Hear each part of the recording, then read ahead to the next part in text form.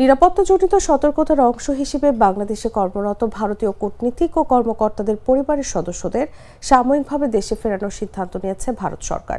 তবে ঢাকার হাইকমিশন এবং বাইরের অন্যান্য মিশনগুলো খোলা এবং কার্যকর থাকবে। মঙ্গলবার রাতে ভারতীয় পররাষ্ট্র মন্ত্রণালয়ের একটি সূত্র এই তথ্য নিশ্চিত করে। সূত্র জানায়, 5 আগস্ট বাংলাদেশের শাসন ব্যবস্থা পরিবর্তনের পর থেকে বাংলাদেশ এবং ভারতের সম্পর্কের মাঝে মধ্যে উত্তেজনা দেখা দেয়।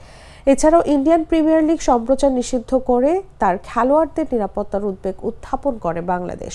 এদের নিরাপত্তা পরিস্থিতির পরিপ্রেক্ষিতে সতর্কতামূলক ব্যবস্থা হিসেবে আমরা মিশন এবং পোস্টগুলিতে কর্মরত কর্মকর্তাদের পরিবারবর্গকে ভারতে ফিরে যাওয়ার পরামর্শ দিয়েছি। তবে এই সিদ্ধান্তের ফলে বাংলাদেশে ভারতের কূটনৈতিক কার্যক্রমে কোনো ব্যাঘাত ঘটবে না বলে জানিয়েছে ওই সূত্র।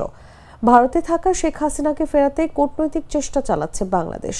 দিল্লিতে থেকে বক্তব্য দেওয়ার মাধ্যমে বাংলাদেশের ক্ষমতাচ্যুত প্রধানমন্ত্রী উস্কানি দিচ্ছেন বলেও অভিযোগ করা হয়েছে।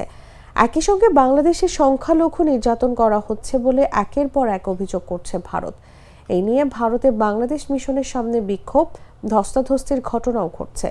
বাংলাদেশেও ভারতের মিশনগুলোর সামনে বিক্ষোভের ঘটনা ঘটেছে একাধিকবার।